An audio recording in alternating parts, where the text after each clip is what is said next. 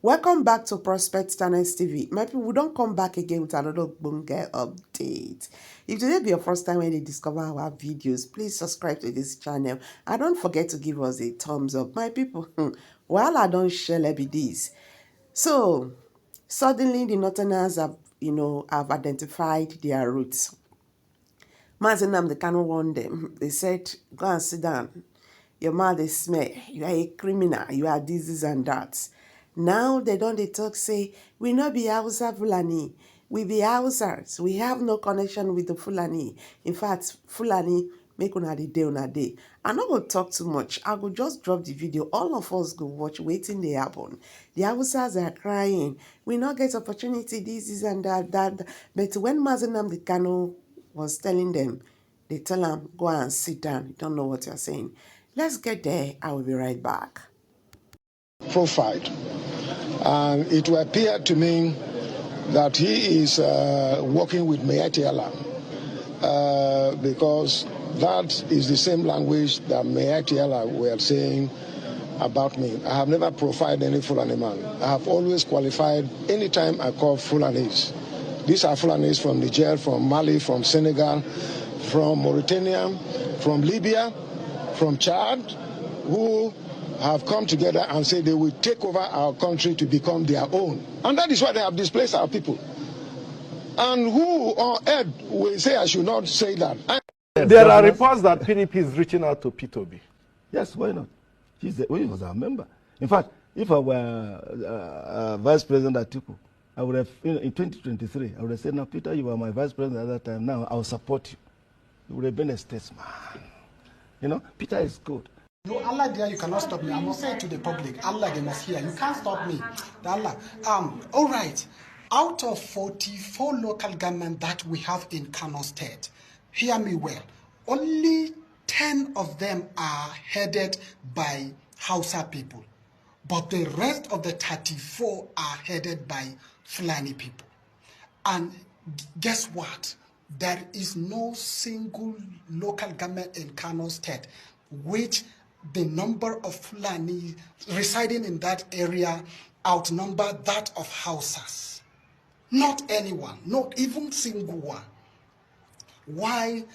What led me to conduct this research is what happened recently in Dawakin local government, where a Fulani man, that is the one that is heading the local government as a chairman, sees some plot of land from the indigenous Hausa people, giving it out to Fulanis. That is saying that those Hausa people are blocking the way for Fulani to pass. So because of that, he seized the land and give it out for Fulani to be grazing and doing all this kind of without compensation. What's this? This is injustice. This is injustice of the highest order. So we cannot keep quiet. We must say it, the truth. You are saying that we are Hausa Fulani. And research shows us that you don't marry from Hausa. You don't give out your daughters to Hausa people for marriage also. Unless the ones who are rich among them. They are parading themselves as Hausa Fulani where they don't have any biological connection with Hausas. They don't marry from us. They don't give us their daughter's hand in marriage also. But they are saying that they are Hausa Fulani only to lead us, only to continue like subduing us. This is not fair. It is not fair at all. You know? So we have to do something. Of Nigeria and Nsukka. Then became a banker, a trader, and entrepreneur. He built wealth, real wealth, before he even asked Nigerians to trust him. Yeah. And here's what made him different. When Peter Obi became the governor of Anambra State in 2006, he didn't act like a typical Nigerian politician. He cut the waste, he refused convoys and returned billions to the state treasury, while others left debt. Obi left a surplus and documents to prove it.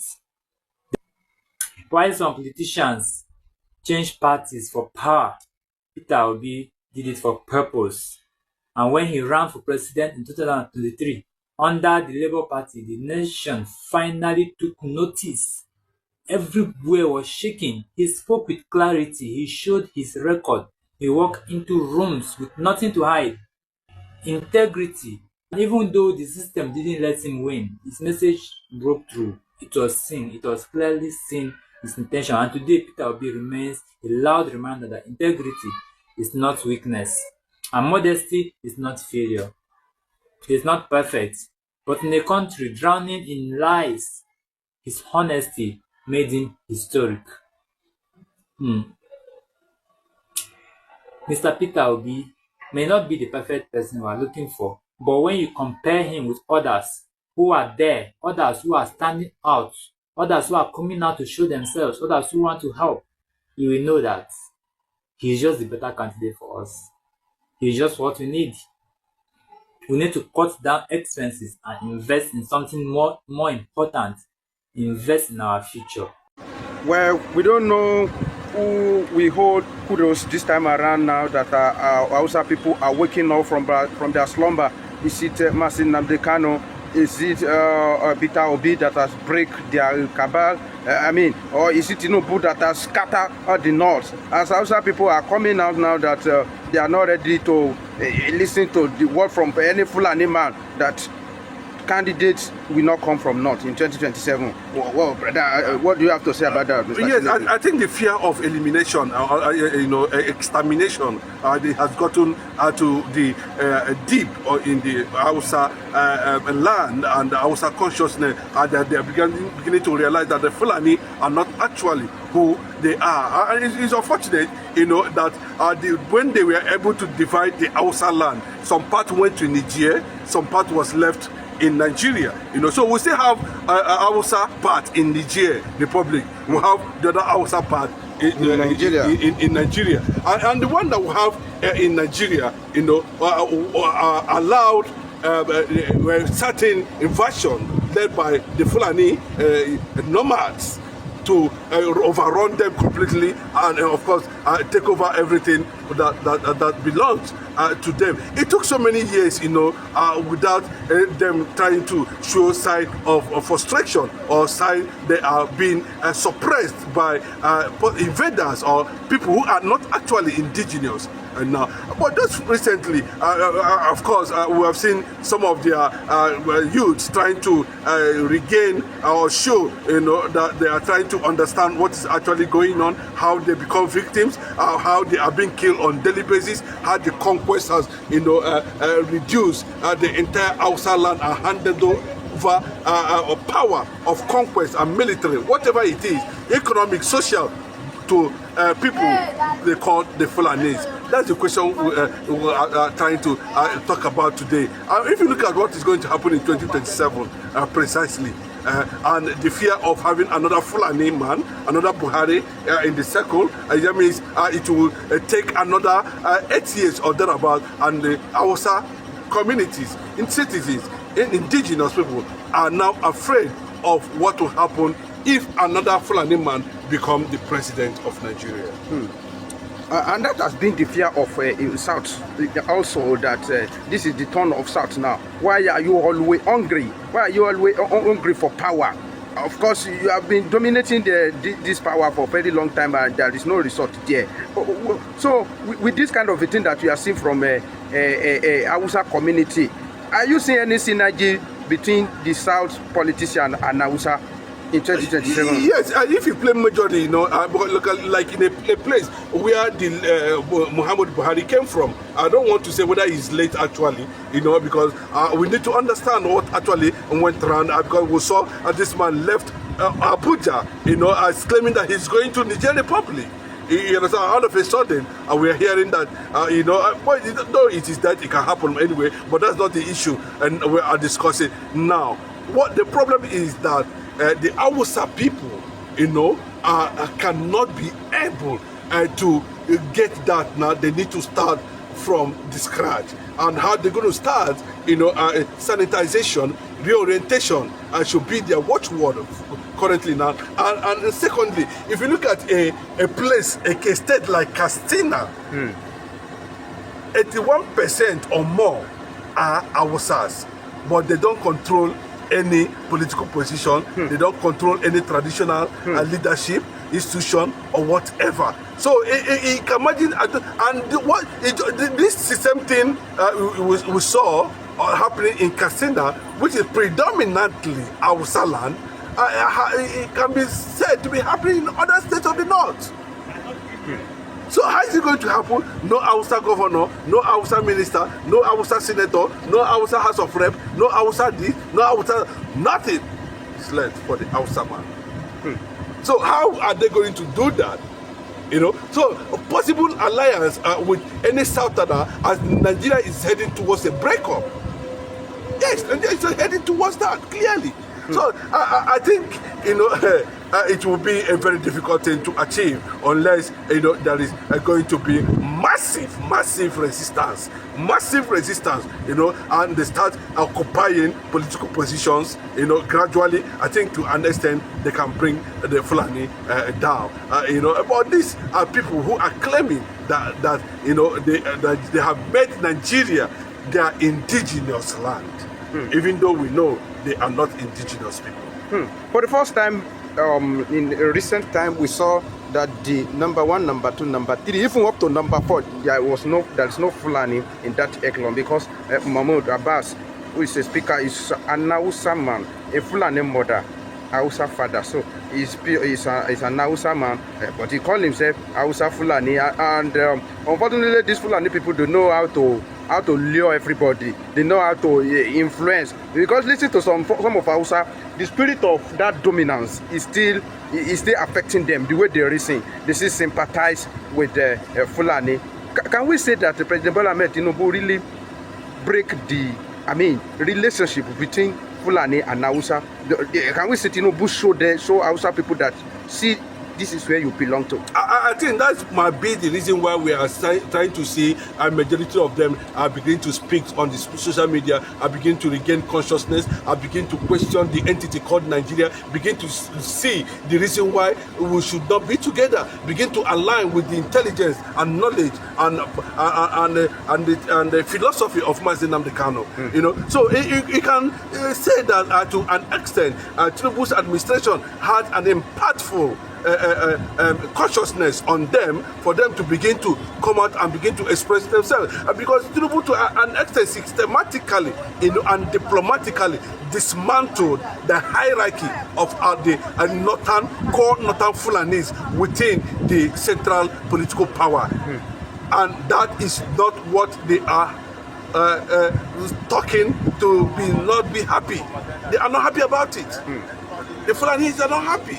And they are afraid of a possible, you know,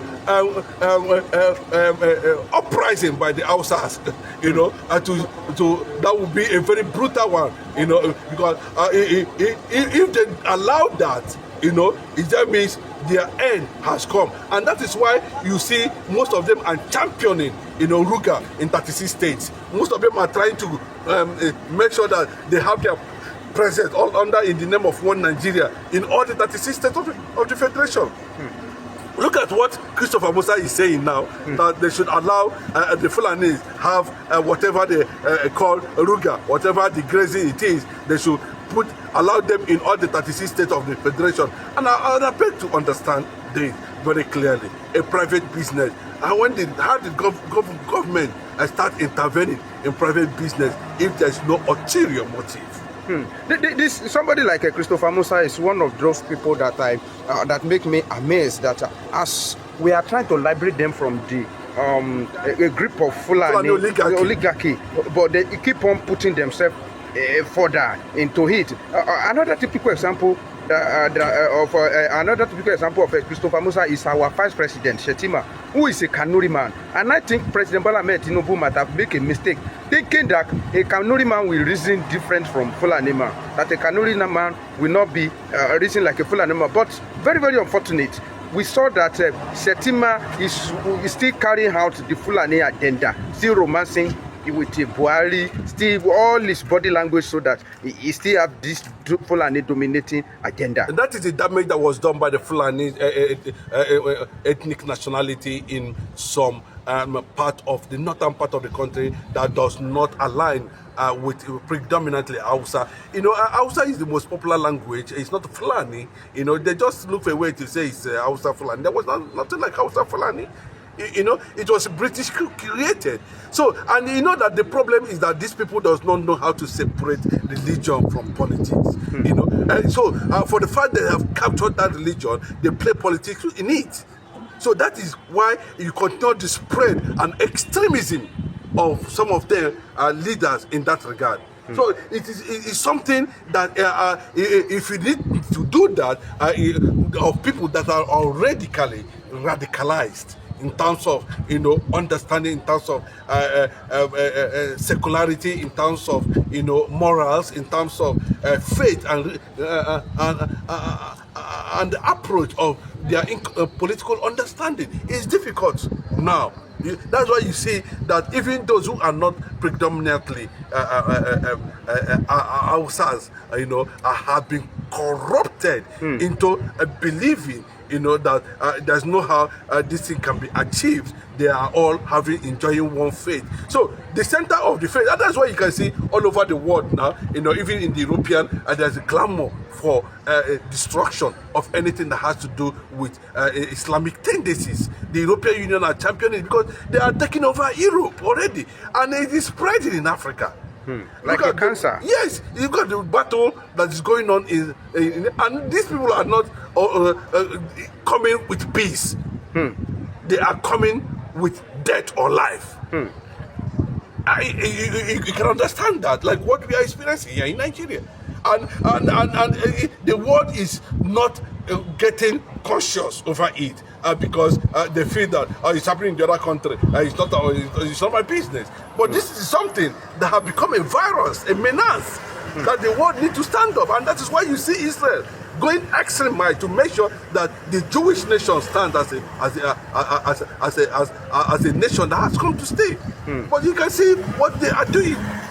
Just in a space of how many they just left power, and you can see the outcry. You can see what Kwankwaso is saying. You can see what these guys are saying that just left power, that enjoy power for how many years. Then people begin to wonder, why would Bola Tinubu be considering, listening to these people at this point in time? Because it is the turn of the South. When Buhari was there, nobody complained.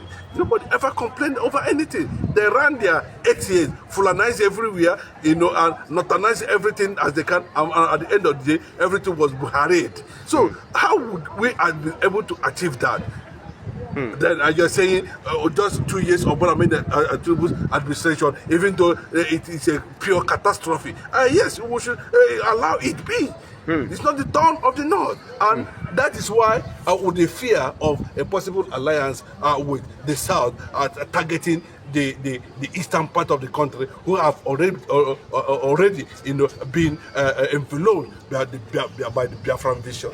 Before we go, let's quickly go to North Central, because Zamfara is in Northwest, and the North Central is another peculiar region where the hand of Fulani, not only, holding them down, but tormenting them, killing them on a daily basis. How do you think they will react to this kind of a development that is happening in Zamfara? I think that was the struggle to break the monopoly of the North on the Middle Belt. Very important, because if we're able to break that, that would have been very, very okay. And the only thing I keep on saying is, continuing in this kind of atmosphere as a unity, continuing in this kind of atmosphere as a Nigerian, will bring all of us down to the knees of these people who are having foreign support from Iran and all that. Yes, and how the Middle Belt is going to pull out completely from this if there is no independent and sovereign nation that can stand as a resistance of rescue in the Middle Belt. That is the only thing. Apart from the secular political game they are going to be playing, appointment and all that, like those Bola Tinubu had just appointed somebody from Plateau now, Tiwada as the national chairman of APC and all that other kind of game, But you can see that they still have their structures in the southern part of the country. Most of those governors you are seeing, including the one from Edo State, is already been planted by this extreme political jihadist conquest agenda. So when you see this government, you think that people voted for, nobody voted for them. And they are using the resources that come from that Biafran land to put them in a political position so that they can use them to be controlled and to achieve what they want to achieve, which is purely, Islamization agenda. There's no two ways about it. Well, thank you very much. Please, our viewers, if you are watching this video, don't forget to like, comment, and subscribe to this channel if you are watching. All right, guys, you see that there is something that really interests me. One of the speakers in this video said something like, the Fulanis, they don't even marry the HAUSAs, meaning that they all understand the games they are playing. They don't even want relationship with the HAUSAs, meaning they understand their roots. They know what they are doing. But it be like saying HAUSA people, now they not we understand these guys. Now, when they don't understand, it don't too day late now. Now then they power, now then they everywhere. How you go do this thing? You get? It is late. This is just the only help of God. It's only help of God for the HAUSAs to claim back what they have lost. Well, my people, I go drop up. You've all heard it now. Drop your comment below the comment section. Share this video, let it go viral, so that Nigerians, we understand what is happening right now in the north. Thank you. See you in my next video. Bye for now.